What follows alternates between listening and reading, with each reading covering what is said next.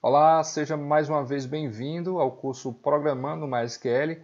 Como você sabe, é de costume, ao fim de cada módulo nós apresentamos aí algumas atividades de fixação. Então, como esse conteúdo sobre gerenciamento de transações é teórico, eu peguei algumas questões de concursos passados e trouxe aqui para a gente discutir sobre esses conceitos. Então, o primeiro deles é de 2010, da Embasa, e fala o seguinte: os sistemas de banco de dados não admitem transações atômicas, porque eles oferecem o benefício de independência de dados.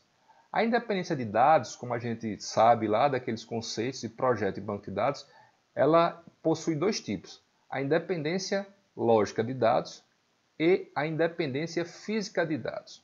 Na independência lógica de dados, é possível que o projeto seja modificado no seu nível conceitual sem necessariamente modificar o nível externo ou as aplicações dos usuários. Já a independência física de dados é a capacidade que o sistema tem de você poder modificar o nível interno, aquele que está mais lá embaixo, sem necessariamente ou obrigatoriamente modificar o nível conceitual.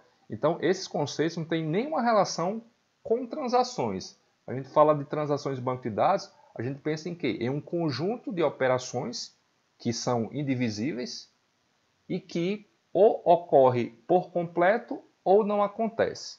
Então, por causa disso, por não haver nenhuma relação entre transações e independência de dados, nós podemos dizer que essa afirmação ela está incorreta. Então vamos combinar o seguinte: você deixa o seu like para que esse vídeo possa chegar a uma quantidade maior de pessoas. E para que você fique sabendo das novidades que a gente está postando aqui no canal, se inscreve no canal, ativa as notificações, porque a cada novo conteúdo que eu postar aqui, o YouTube vai te informar. A segunda questão é da Universidade Federal do Espírito Santo, de 2016, e diz o seguinte: uma transação consiste em uma sequência de instruções de consulta e ou atualização. Sobre transações em banco de dados, é incorreto afirmar. Então, vamos lá. O commit confirma a transação atual em um banco de dados. Sim, o commit ele confirma aquela transação que todas as operações foram realizadas com sucesso. Então, opção A, correta. Opção B. A transação rollback é útil se alguma condição de erro for detectada durante a execução da transação. Isso mesmo. Se você tem um bloco de operações, que é uma transação, e pelo menos uma operação produz um erro, então a transação vai ter que fazer o quê? Um rollback. Então, também está correta. Letra C. Uma vez que a transação tenha executado um commit, seus efeitos não podem mais ser desfeitos por um rollback. Isso é verdade. Mas, uma vez, está cortado aí, né? Uma vez que a transação tenha executado um commit, seus efeitos não podem ser desfeitos pelo rollback. Acho que eu fiz aí um Ctrl+C, Ctrl+V duas vezes, né? Então, essa letra C também está correta. Letra D. O sistema de banco de dados garante que, no caso de alguma falha, como uma interrupção de energia, a gente também pode até colocar aí uma queda do sinal de internet, não é? Os efeitos de uma transação sejam revertidos se esse sistema ainda não tiver executado o commit. Olha só, pessoal, ele está dizendo o seguinte: está acontecendo uma transação, tá? E no meio dessa transação houve uma interrupção, como uma queda de energia. Mas essa transação ela não foi comitada, ela não foi confirmada. Então ele está dizendo o seguinte: os efeitos dessa transação eles devem ser revertidos, né, se esse sistema ainda não tiver executado o commit. Isso mesmo. Ele começou a transação, deu erro no meio, então ele vai ter que fazer o quê? Um rollback, né? Vai ter que ser revertido. Então essa opção D também está correta. Opção E. O commit é utilizado para evitar novas atualizações nos dados por outros comandos SQL. Não tem nada a ver. O commit, pelo contrário, né? Ele é utilizado para confirmar as atualizações em um banco de dados. Então, nessa questão 2, a opção incorreta é a opção E.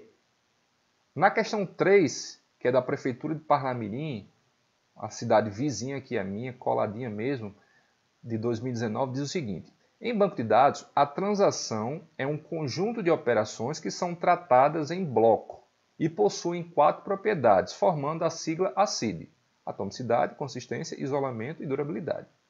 Sobre as propriedades de uma transação, é correto afirmar: a durabilidade exclui após uma transação com sucesso, os dados alterados.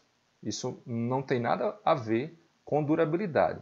A durabilidade diz que, uma vez que o sistema ele fez um commit, mesmo que alguma falha venha acontecer, quando o sistema retornar, aqueles dados vão ser confirmados no banco de dados. Então, letra A está errada. Letra B.